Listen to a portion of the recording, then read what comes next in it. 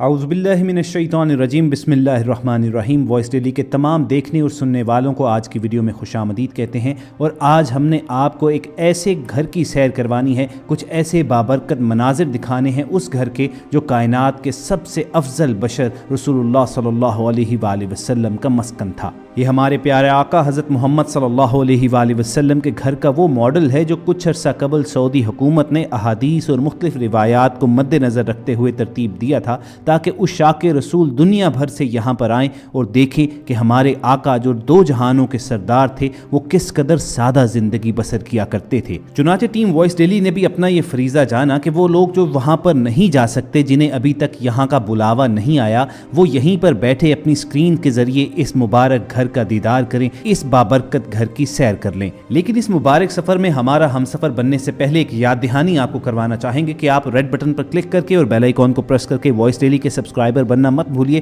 تاکہ ایسی تاریخی، علمی اور اسلامی ویڈیوز آپ کو روزانہ کی بنیاد پر ملتی رہیں۔ خواتین و حضرات، آپ کی نظروں کے سامنے یہ اس گھر کا ماڈل ہے کہ کائنات کی تمام رحمتیں اور برکتیں سب سے زیادہ اسی گھر پر برسیں۔ اس مقدس مسکن کا اگر جائزہ لیا جائے تو سب سے پہلی جو چیز ہماری نگاہوں کو اپنی جانب متوجہ کرتی ہے وہ ہے اس گھر کی سادگی۔ ایک لمحے کو تصور کریں کہ ہمارے پیارے آقا کے زمان و مکان جن کی دسترس میں تھے، جو نہ صرف اس ظاہری جہاں بلکہ دوسرے جہانوں کے بھی سردار تھے، اور اگر مختصراً کہا جائے تو وجہ تخلیق کائنات تھے، تو وہ اس دنیاوی زندگی کو کیا حیثیت دیتے تھے۔ سب سے پہلا منظر جو آپ کی اسکرین پر ہم شیئر کر رہے ہیں، اس سے آپ کو اندازہ ہوگا کہ رسول اللہ صلی اللہ علیہ وآلہ وسلم کے گھر کی ساخت کیسی تھی، اس کا سٹرکچر اور اس کا ڈیزائن کیسا تھا۔ اگر آپ اس ماڈل ہاؤس کا جائزہ لیں تو آپ کو معلوم ہوگا کہ گھر کے مرکزی دروازے یعنی داخلی راستے کے بالکل ساتھ ایک چھوٹا سا احاطہ تھا جس کے ایک کونے پر ایک چارپائی اور زمین پر ایک تلائی بچھی ہوئی تھی، اور روایات یہ بتاتی ہیں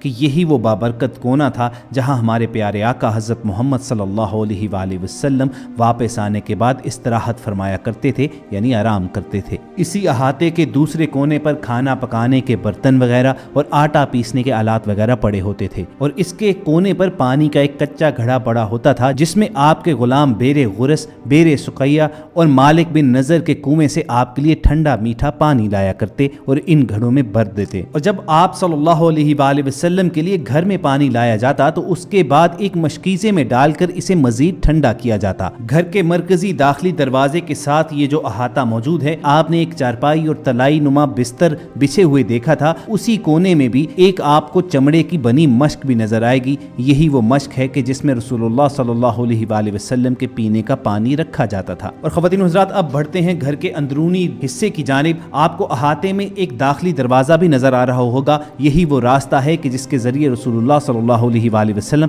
اپنے گھر کے اندرونی حصے کی جانب آیا جایا کرتے تھے۔ دوستو، اب اپنی سکرینز پر جو آپ منظر دیکھ رہے ہیں یہ کاشانہ نبوت کا اندرونی نظارہ ہے۔ یہ جو آپ کو سکرین پر روشنیاں نظر آ رہی ہیں، یہ تو ظاہر سی بات ہے کہ سعودی حکومت نے اس اندرونی حصے کو روشن کرنے کے لیے ان برقی کمکموں کا بندوبست کیا ہے، لیکن رسول کریم صلی اللہ علیہ وآلہ وسلم کی اس ظاہری حیات طیبہ میں اس حصے میں ایک آلہ ہوا کرتا تھا جن میں چراغ دھرا جاتا تھا جو سرے شام جلا دیا جاتا۔ اس حصے کی کچی چار دیواری میں آپ کو نظر آ رہا ہوگا کہ فرش پر کھجور کی چٹائیاں دھری ہوئی ہیں۔ ان چٹائیوں کے ایک جانب چارپائی نما ایک چیز پڑی ہے جن پر استراحت فرمانے کا انتظام ہے، اور ساتھ ہی زمین پر ٹاٹ دھرا ہوا ہے۔ کائنات کے سب سے افضل بشر، دو جہانوں کے سردار ہمارے پیارے آقا محمد صلی اللہ علیہ وآلہ وسلم کی یہ عادت مبارکہ تھی کہ وہ نرم بستر پسند نہیں فرمایا کرتے تھے، اور اکثر اوقات عبادات کرنے کے بعد آپ زمین پر ہی لیٹے رہتے۔ اور ذرا آقا صلی اللہ علیہ وآلہ وسلم کے اس گھر کے اندرونی حصے کی چھت کا نظارہ کیجئے کہ ان پر کھجوروں کی چھال دھر کر اس پر سائے اور پردے کا انتظام فرمایا گیا ہے۔ کاشانہ نبوت کے اندرونی حصے کا جائزہ لیتے ہوئے اگر آپ سامنے دیکھیں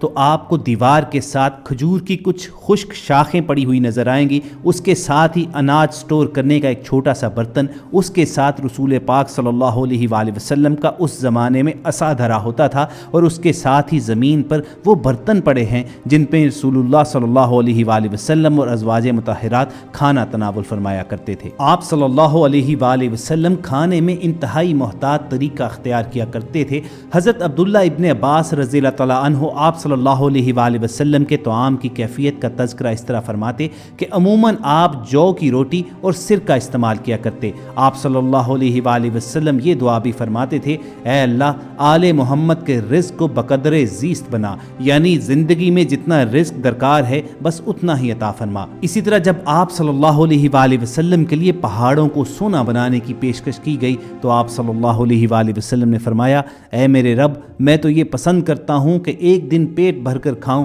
اور ایک دن بھوکا رہوں، تاکہ جب تیرا کھاؤں تو تیرا شکر ادا کروں اور جب بھوکا رہوں تو آپ کی جانب گریا و زاری میں لگا رہوں۔ آپ نے زہد و قناعت کا درس دیا۔ اس راہ میں آپ صلی اللہ علیہ وآلہ وسلم کا اپنا طرز عمل کیا تھا؟ عرب کے ہر گوشے سے دولت کے خزانے لدے چلے آتے تھے، مگر شہنشاہ عرب و عجم رسول اللہ صلی اللہ علیہ وآلہ وسلم کے کاشانہ نبوت میں وہی فقر و فاقہ ہوتا تھا۔ حضرت صلی اللہ علیہ وآلہ وسلم کے پردہ فرمانے کے بعد حضرت عائشہ صدیقہ رضی اللہ تعالی عنہا فرمایا کرتی تھیں کہ حضور اس دنیا سے پردہ فرما گئے مگر 2 وقت بھی سیر ہو کر آپ صلی اللہ علیہ وآلہ وسلم نے کھانا نہ کھایا۔ آپ رضی اللہ تعالی عنہا بیان کرتی ہیں کہ جب آپ صلی اللہ علیہ وآلہ وسلم کا وصال ہوا تو گھر میں اس دن کے کھانے کے لیے تھوڑے سے جو کے سوا کچھ موجود نہ تھا اور چند سیر جو کے بدلے آپ صلی اللہ علیہ وآلہ وسلم کی زرہ ایک یہودی کے ہاں رہن رکھی گئی تھی۔ تو خواتین و حضرات، یہ تو تھا ہمارے پیارے آقا حضرت محمد صلی اللہ علیہ وآلہ وسلم کے طعام کا عالم۔ آپ اپنی سکرین پر رسول اللہ صلی اللہ علیہ وآلہ وسلم کے اس ماڈل ہاؤس کے اندرونی حصے کا نظارہ کر چکے ہیں۔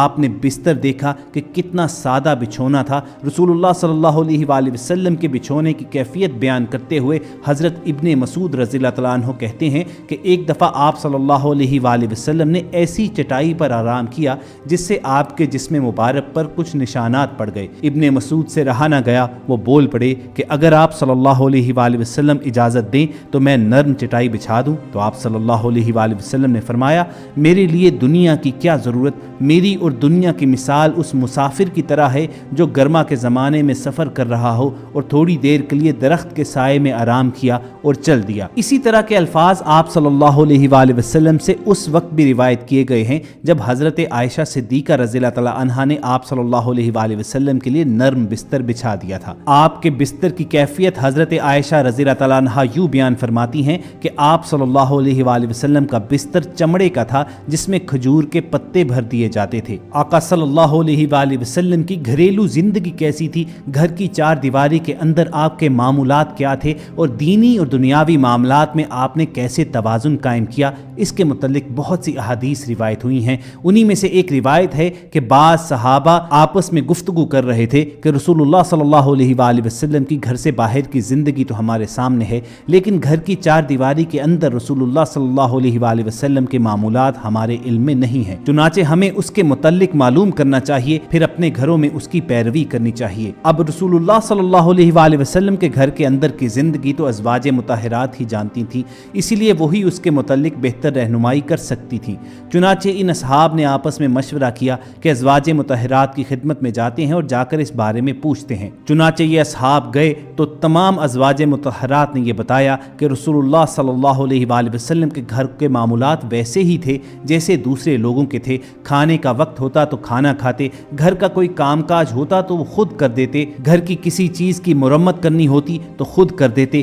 کوئی جوتا گانٹھنا ہوتا تو وہ گانٹھ دیتے، چارپائی سیدھی کرنی ہوتی تو کر دیتے، کسی کام میں ازواج مطہرات کا ہاتھ بٹانے کی ضرورت ہوتی تو ہاتھ بٹا دیتے۔ گویا نبی کریم صلی اللہ علیہ وآلہ وسلم نے بھی ایک بھرپور خاندانی زندگی گزاری۔ جس طرح رسول اللہ صلی اللہ علیہ وآلہ وسلم کی زندگی کے دوسرے پہلو ہمارے لیے آئیڈیل ہیں، اسی طرح خاندانی معاملات میں آپ کی خانگی زندگی بھی ہمارے لیے مشعل راہ ہے۔ ہم نے ہر معاملے میں جناب رسول اللہ صلی اللہ علیہ وآلہ وسلم کی زندگی کو دیکھنا ہے اور انہی کی طرز زندگی کی پیروی کرنی ہے۔ اللہ رب العزت نے قرآن کریم کی سورۃ الاحزاب میں یہی بات فرمائی ہے کہ تمہارے لیے رسول اللہ صلی اللہ علیہ وآلہ وسلم کی ذات بہترین نمونہ ہے۔ ہمارے پیارے آقا محمد صلی اللہ علیہ وآلہ وسلم کی سیرت مبارکہ در حقیقت قرآن پاک کی عملی تفسیر ہے۔ جو کچھ قرآن میں ہے وہ سب مجسم ہو کر آپ صلی اللہ علیہ وآلہ وسلم کی زندگی میں نظر آیا۔ چنانچہ چند صحابی حضرت عائشہ صدیقہ ملیکہ کی خدمت میں حاضر ہوئے اور عرض کی یا ام المومنین رضی اللہ تعالیٰ عنہا حضور صلی اللہ علیہ وآلہ وسلم کے اخلاق بیان فرمائیے۔ ام المومنین رضی اللہ تعالیٰ عنہا نے فرمایا کیا تم نے قرآن نہیں پڑھا؟ یعنی قرآن الفاظ و عبارت ہے اور محمد رسول اللہ صلی اللہ علیہ وآلہ وسلم کی زندگی اس کی عملی تفسیر۔ وائس ڈیلی کی اس ویڈیو سیشن میں ہم نے یہ کوشش کی کہ آپ تک رسول اللہ صلی اللہ علیہ وآلہ وسلم کی خانگی زندگی اور اس کے ساتھ ساتھ آپ کے گھریلو معاملات بھی آپ تک پہنچائے جائیں۔ امید کرتے ہیں کہ ہم اپنی اس کوشش میں کامیاب ضرور ہوئے ہوں گے۔ آخر میں آئیے دعا کیجئے کہ اللہ تعالی ہمیں بھی اپنی زندگیاں رسول اللہ صلی اللہ علیہ وآلہ وسلم کی حیات مبارکہ کی طرح ڈھالنے کی سعادت نصیب فرمائے۔ اگر آپ کے دل کی بھی یہی صدا ہے تو کمنٹ سیکشن میں آمین ضرور لکھیے گا۔ اس کے ساتھ ساتھ اگر آپ کو وائس ڈیلی کی یہ کاوش پسند آئی ہو تو آپ اس ویڈیو کو لائک کر کے ایک صدقہ جاریہ کے طور پر دوسرے لوگوں کے ساتھ شیئر بھی کیجیے گا۔ کوشش ہوگی کہ کسی ایسی ہی انفارمیٹو سیشن میں دوبارہ آپ سے ملاقات ہو۔ اپنا اور ارد گرد کے لوگوں کا خیال رکھیے اور سنتے رہیے وائس ڈیلی۔